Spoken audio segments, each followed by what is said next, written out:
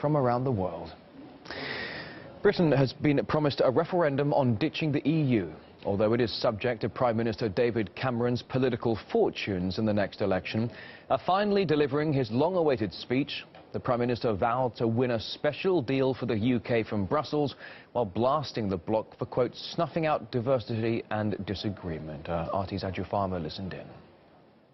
Did pledge to hold a referendum on whether Britain should be able to leave the EU if the Conservatives win the next general election in 2015. And then he went on to warn that it was likely that Britain could head for the exit if he was unable to renegotiate Britain's terms of membership with Brussels. What effectively he wants is that Brussels hands more power back to Westminster, so the UK has more control over its own policies, particularly economic ones. He said that countries were becoming weaker because of the current situation within the European Union and the Eurozone crisis, and the fact that countries did not have great control over their own economic policies.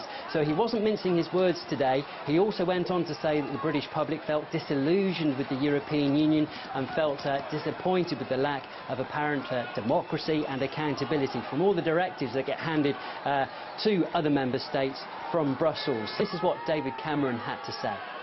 There is a gap between the EU and its citizens which has grown dramatically in recent years, and which represents a lack of democratic accountability and consent that is, yes, felt particularly acutely here in Britain. What he was saying to a lot of people did sound quite confrontational, but he was also trying to stress the fact that, look, please don't denounce Britain for having this new style of thinking. It should be encouraged, and he believes that with this, he might be able to make Europe a better place.